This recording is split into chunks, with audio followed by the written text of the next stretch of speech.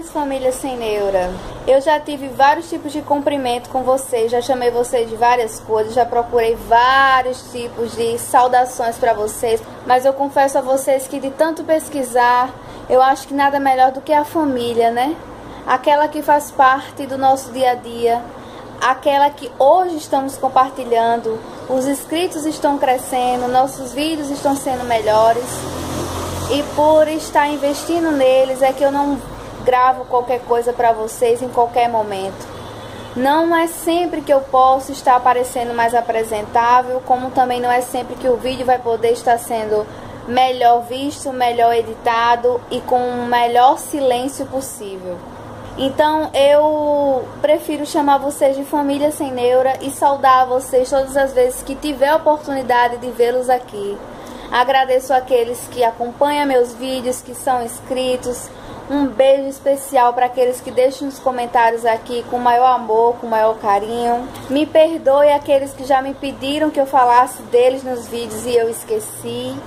Mas aqui estou para falar de vocês, agradecer a vocês por estarem se inscrevendo, por estarem acompanhando. E sem mais delongas, hoje eu quero compartilhar para vocês um pouco daquele ditado que eu acho que poucos de vocês ainda não ouviram, que é assim: ah, eu não tenho a paciência de Jó, eu queria ter a paciência de Jó.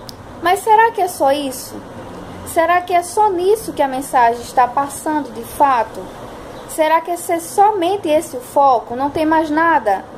Não tem mais um pouquinho de aprendizado por aí? Então eu estava lendo esses dias. É um livro que ele possui 42 capítulos, mas calma, eu não vou ler os 42 capítulos para vocês. Eu não vou pregar aqui para vocês. Eu só vou passar um pouco do meu conhecimento, do que eu achei interessante transmitir como mensagem para você. Antes de sair desse vídeo, se você não gosta de um conteúdo bíblico, espera, assiste até o final, depois você me julga. Se você gostar desse vídeo, dá aquele teu like. O like ajuda para que outras pessoas sejam alcançadas e possam também assistir, possam aprender. Se você quiser acompanhar outros vídeos, porque esse canal abrange vários conteúdos, se inscreve no canal. E se você quiser tocar alguém com a mensagem ou com outras que já foram postadas aqui, compartilha esse vídeo. Mas se você não gostou, dá teu joinha do mesmo jeito. Eu não vou ter raiva de você. Então vamos lá. Mas quem é Jó? Primeiramente, qual é o objetivo do livro de Jó? Eu vou olhar para baixo, porque logo aqui embaixo tem uma Bíblia. E é uma Bíblia, por sinal, gente, muito bonita. Eu gosto muito dela.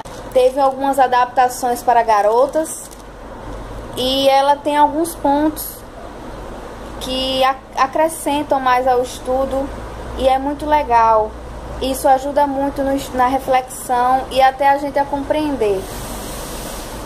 E ela disse que o ponto essencial da história de Jó é que o livro narra as provações do sofrimento de um homem e os motivos que os amigos lhe davam para suas provocações. Ele nos mostra como Satanás teve de pedir permissão a Deus para prejudicá-lo. E como o Senhor responde quando seu povo, fiel e obediente, permanece apesar do sofrimento. Então sim, gente, às vezes a gente está naquela situação ótima, mas aí de repente tudo desaba, tudo cai. E às vezes nós nos pegamos culpando Deus. Mas será que Deus, ele se agrada no nosso sofrimento? Ele faz aquilo dali de propósito? Será que Jó foi uma pessoa paciente? Será que todas as desgraças que aconteceram na vida dele, ele o tempo todo estava adorando a Deus e dizendo graças a Deus por estar acontecendo tudo isso? Não, gente, não foi assim que aconteceu. Se você quiser algo mais aprofundado, leia os 42 capítulos. Eu lhe recomendo uma versão corrigida, traduzida na linguagem de hoje, se possível na linguagem dos jovens, para que você entenda melhor. Mas Jó, a partir do momento que Satanás foi pedir autorização a Deus para que pudesse provar que se Deus tirasse tudo de bom que Jó tinha ele ia começar a julgar Deus, ia começar a fazer coisas erradas, começou uma sequência de coisas horríveis acontecendo na vida de Jó. Mas Deus só pediu uma coisa a Satanás: faça tudo, só não tire a vida dele. E a sequência de coisas ruins começaram com a perda de ganhos materiais, que ele era uma pessoa muito bem sucedida. Naquela época, ter dinheiro significava ter muitos bens em relação a animais. Então houve coisas que fizeram com que ele perdesse todos os animais que ele tinha, que traziam renda para ele. Depois veio o desastre na família e ele perdeu todos os familiares. A própria esposa pediu que ele amaldiçoasse o Deus dele, porque não entendia por que aquilo estava acontecendo. E ainda assim Jó permaneceu fiel. Só que Satanás não se deu por satisfeito e ainda assim, desafiando a Deus, querendo provar que nós, diante das circunstâncias, somos infiéis a Deus, pediu mais uma vez autorização a Deus e Deus permitiu, mais uma vez alertando de que não tirasse a vida dele. Mas o que aconteceu? Veio a coisa que mais nos afeta. Depois da área financeira, depois das perdas, depois das partes emocionais, vem a nossa saúde. E foi quando Jó foi afetado tragicamente na saúde dele. E aí aconteceu uma sequência de capítulos pelos quais Jó começou a se amaldiçoar. Ele começou a se perguntar por que aquilo estava acontecendo na vida dele, o que é que ele tinha feito para Deus. Porque Deus estava tão irado com ele, porque Deus não respondia a ele o que ele tinha feito, porque Deus estava sendo tão maldoso. Em nenhum momento ele falou mal de Deus, mas a todo tempo ele falava mal de si. E o pior é que ele se considerava digno diante de Deus, que ele não merecia passar por nada daquilo, porque ele era uma pessoa correta diante de Deus. Mas será que ele era correto? Será que só pelo fato dele não ter sido contra Deus e apenas ter falado mal de si, querendo procurar saber o que é que tinha acontecido, o tornou correto diante de Deus? Diante da gente que reclama tanto, que murmura tanto? Não tornou correto diante de Deus. E ele passa capítulos e capítulos perguntando o que é que isso tinha acontecido, por que isso tinha acontecido. Textos na minha Bíblia que são devocionais, que são acrescentadas ao estudo. E tem algumas coisas que eu quero compartilhar aqui com vocês. E um dos trechinhos fala assim: lembre-se de que as dificuldades alimentam a fé. A fé nasce e cresce, e durante o estresse e a turbulência, não durante o sossego e o conforto. Ou seja, as coisas acontecem na vida da gente nos momentos de turbulência e nos momentos de estresse, sim. Não acontece coisas na vida da gente durante o sossego e o nosso conforto, porque aí seria muito bom passar por essas dificuldades. Sabe aquela expressão de que não tem nada que não esteja ruim, que não possa parecer pior? Pois é, isso acontece com todo mundo. Acontecia no tempo da Bíblia, imagina no tempo de hoje, não é verdade? Para Satanás, ele só estava apenas tentando provar que era melhor que Deus. Mas Deus é um Deus de estratégia. Ele também estava trabalhando Jó e também estava usando ele para nos ensinar hoje. E aqui no texto ele acrescenta mais dizendo: seja o que for que você estiver passando agora, saiba que sem isso você nunca poderá encontrar a necessidade ou a paixão por ter mais de Deus. Não deixe que essas coisas se percam em sua alma. Deixe que elas tirem qualquer vestígio de obsessão que você tenha por si mesmo e coloque em você o doce sabor de um desejo puro e humilde por Deus. Ou seja, gente, ele trabalha ao nosso favor. Até no sofrimento ele encontra uma forma de nos mostrar a saída. E aí vem uma sequência de acontecimentos que os amigos de Jó foram julgando ele também, foram falando que tudo na vida acontecia com um propósito, que Deus poderia estar fazendo isso na vida dele por causa de algum ato que ele deveria ter cometido, algo que ele deveria ter falado, algo que ele deixou de fazer. E tem sempre uma fala de um amigo de Jó e uma réplica da parte dele. Até que em alguns momentos ele se irrita com os próprios amigos e aparece uma pessoa mais nova que os amigos dele, que o tempo todo se manteve calada e não acreditou que amigos considerados mais velhos, mais sábios, ao invés de ajudá-lo, só fez julgá-lo. E é o que a gente muito vê no tempo de hoje. Nos nossos momentos mais difíceis, poucos são aqueles que nos seguram pela mão e estão ao nosso favor, querendo nos ajudar na medida do possível. Muitos estão para nos atirar pedras, para poder nos colocar mais para baixo, para poder estar acima de nós. Isso até na Bíblia era um fato real.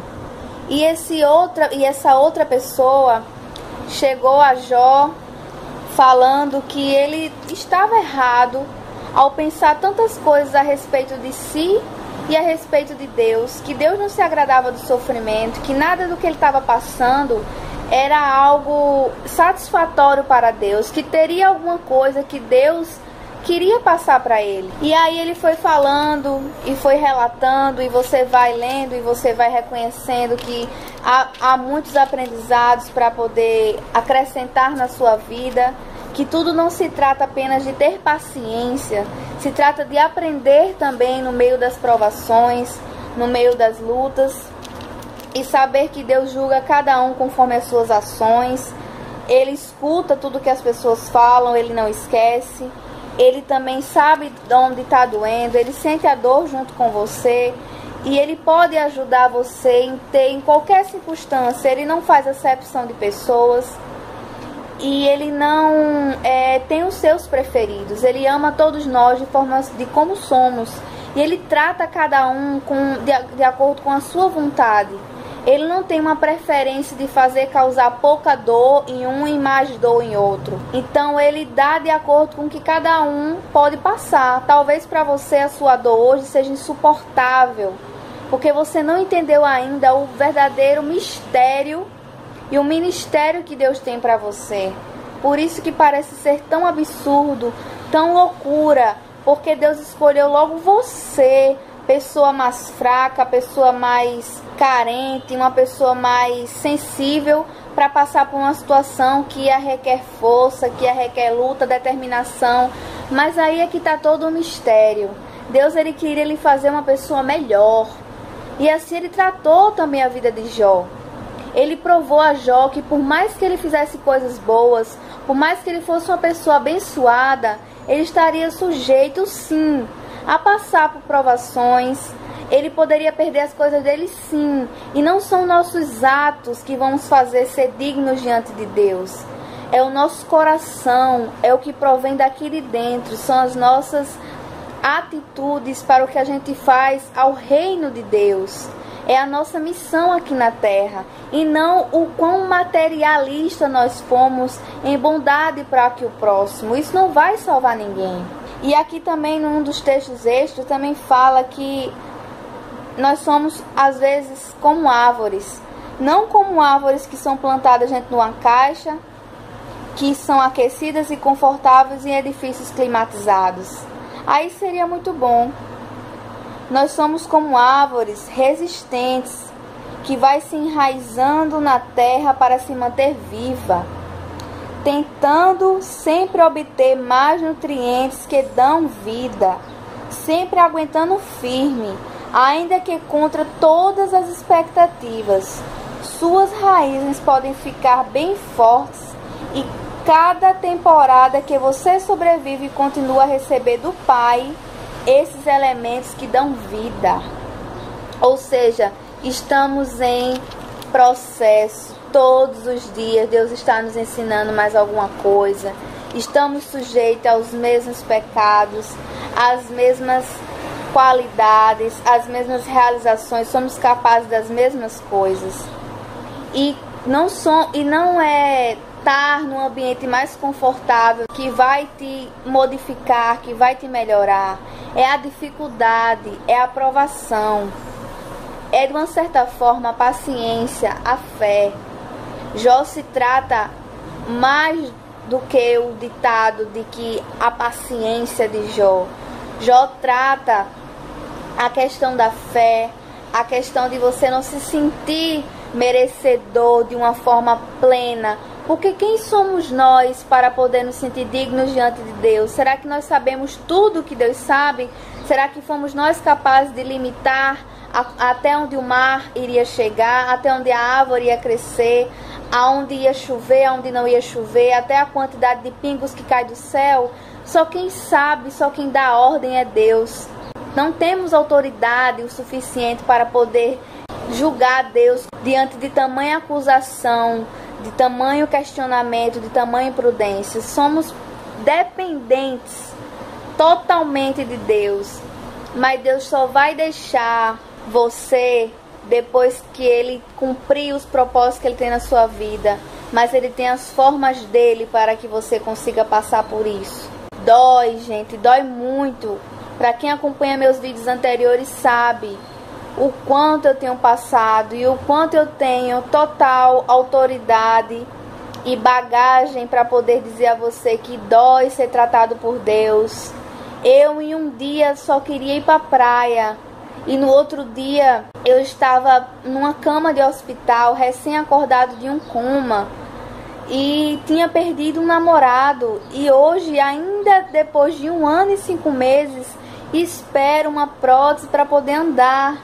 Então quem sou eu para dizer a você que é fácil falar? Não, eu vivo.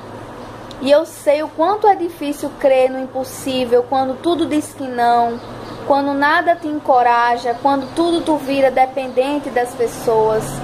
O quanto é duro sobreviver nesse mundo, onde dependemos de seres humanos que são tão falhos. E o quanto é difícil crer no impossível. Mas para nós é impossível, mas para Deus não é impossível. E o quanto aparecem pessoas para te derrubar, mas Deus também te envia anjos para poder te levantar nos momentos mais inusitados. Ele é um Deus de estratégia que te arranca um sorriso na coisa mais boba que tem, mas só para te ver feliz, só para enxugar aquela lágrima. E Ele se comunica com você da forma que Ele mais sabe que Ele te toca, que Ele mais sabe que tu entende, que tu escuta, que tu tem uma boa interpretação. Com algumas pessoas é através de louvores, comigo é através de louvores. Com outras pessoas é oração, é leitura da palavra, são pregações, são testemunhos e são inúmeras coisas que Deus pode usar para poder tocar teu coração, para poder te fazer uma pessoa melhor, para poder te fazer feliz, para poder te ver sorrir. Também tem um complemento que fala assim: um bom hábito é a melhor maneira de acabar com um mau hábito. Às vezes também Deus quer tratar alguma área da tua vida usando essa provação que tu está passando. E Ele diz assim: você precisa investir sua força para buscar o lado bom das pessoas e de suas situações. Às vezes é difícil olhar o lado bom diante das aflições, mas com as aflições você aprende muita coisa. Coisa que talvez que se você nunca tivesse passado, você sequer cogitaria a possibilidade de aprender e de observar ao seu redor e adquirir tamanho amadurecimento e conhecimento. E Ele pede que recuse-se a ser negativo. Preste atenção na mão de Deus. Entre réplicas e tréplicas, entre Jó e seus amigos. E tem um versículo que me chama muita atenção, que eu digo que é o versículo chave, que está em Jó 36, versículo 5, que diz assim: mas Deus nos ensina por meio do sofrimento e usa a aflição para abrir os nossos olhos. Nada para Deus é em vão. Para nós pode parecer perda de tempo, pode parecer que um dia após o outro seja mais devagar, mais lento. Quando está doendo, parece que a dor, em vez de ser mais rápida, como os momentos bons passam rápido, parece que é de propósito elas serem mais devagar. Mas não é de propósito, tem um propósito. E no final, quando Deus vai questionar Jó, porque ele afirma tanto que ele é digno de não passar por aquilo, porque ele é uma pessoa boa, quando ele fala tão mal dos amigos dele, porque os amigos dele, ao invés de ajudarem, o acusaram, ele também responde assim, está no capítulo 42, o último capítulo do livro de Jó, no versículo 2. Eu reconheço que para ti nada é impossível e que nenhum dos teus planos podem ser impedidos. Pois é, nada é impossível e nada diante de Deus pode ser impedido. Mas precisa você crer e acreditar, mesmo que seus olhos não estejam vendo. E aí Deus pede que os amigos de Jó lhe devolvam algum dos bens que Deus permitiu que diante de todo esse ensinamento lhe fosse tirado, e que Deus pediu uma coisa especial a Jó, que Jó orasse pelos seus amigos, esquecesse um pouco da dor dele, parasse um pouco, falando na nossa língua, de olhar para o próprio umbigo e olhasse também que os próprios amigos também estavam errados em relação à opinião sobre Deus e sobre as circunstâncias. Então, além de pedir que os próprios amigos devolvessem alguns bens que foram retirados de Jó, Deus pede que, se Jó orasse para os seus amigos, pelos seus amigos, Deus ouviria a oração de Jó. E Jó parou de pensar nele, no umbigo dele, no sofrimento dele, e viu que ao redor dele também existiam pessoas carentes de Deus, pessoas que precisavam da oração dele, pessoas como eu, pessoas como você que está me assistindo. Não somos únicos em sofrimento e em provações, e nem somos únicos em vitórias. Se você ligar a televisão, olhar na internet, no jornal, em alguma revista, em alguma rede social, você vai ver que a cada segundo que respiramos tem alguém sofrendo, tem alguém lutando, como também tem pessoas contando suas histórias e contando vitórias. E aí, quando Jó ora pelos seus amigos, Deus faz com que ele novamente possua todas as riquezas que foi tirada, e ele abençoou Jó ainda mais, 4 vezes mais do que Jó já possuía antes. Então ele tratou a fé de Jó, ele tratou o coração de Jó diante do que quem era Deus, ele tratou o julgamento do coração de Jó, ele tratou as escolhas das amizades, mesmo que a gente às vezes não goste, a gente sabe que aquela pessoa é carente de Deus e precisa que a gente ore por ela, mesmo a gente gostando dela ou ela não gostando da gente, mas ela é mais um ser humano que precisa ser salvo, que precisa ser alcançado. E aqui, para encerrar, tem uma oração que, apesar desse vídeo ter parecido um vídeo tão longo, mas é um vídeo que vale a pena você assistir e você acompanhar junto comigo. E se tiver interesse, eu te convido a ler o livro de Jó na melhor versão que para você for possível. Eu fiz aqui um breve resumo para não ficar mais cansativo do que parece ser. Tu me fizestes como eu sou e me destes o que tenho. Ajuda-me a sentir a necessidade constante de Jesus como meu Salvador, e ajude-me a clamar como Jó. Eu não valho nada. Subjuga em mim o amor e ao pecado. Deixe que eu conheça a necessidade de renovação e perdão para a minha alma, a fim de que eu possa servir a Ti e desfrutar de Ti para sempre. Eu me achego a Ti no nome de Jesus, que prevalece sobre tudo, sem nada pessoal que me defenda, sem obras, sem méritos, sem promessa. E eu falo sério, muito, e constantemente vou contra tuas ordens, abusando muitas vezes de tua boa vontade.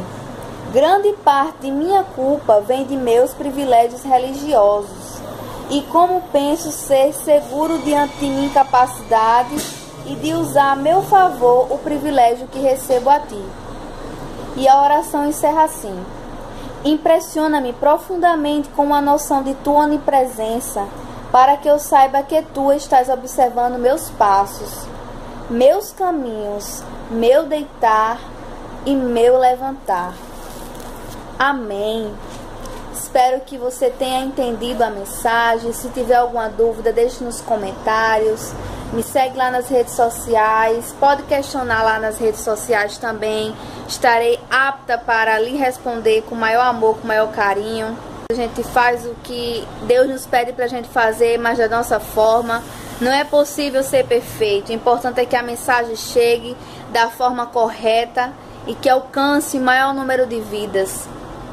Um beijo de ouro para você. Obrigado por ter assistido o vídeo até aqui e até o próximo vídeo. Bye, bye.